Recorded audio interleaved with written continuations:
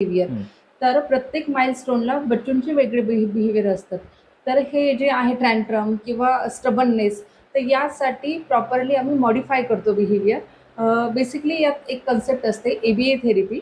Means antecedent म्हणजे त्या बच्चूचं बिहेवियर होण्यापूर्वी काय घडतंय, then behaviour and then consequences, की बिहेवियरच्या इमिडिएट त्याला काय रिस्पॉन्स मिळतोय. बरोबर. मीन्स पॉझिटिव्ह मिळते, निगेटिव्ह मिळते, त्यावरूनच ते बिहेवियर पुढे वाढणार की कमी होणार हे डिपेंड असतं.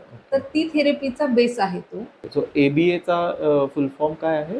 Applied behaviour analysis. Applied behaviour analysis. Okay. आणि म्हणजे तुम्हाला असं म्हणायचं का की जर का आजच्या मुलांमधलं जे बिहेवियर आहे ते उद्या जाऊन त्यांच्या त्या कॅरेक्टरमध्ये ते बिल्डअप होऊ शकतं? बरोबर, बरोबर. Okay, okay. वेळीच त्याचं निदान नाही झालं तर तो जो पर्सनॅलिटी टाइप आहे, त्या टाइपमध्ये तो बच्चू जाऊ शकतो.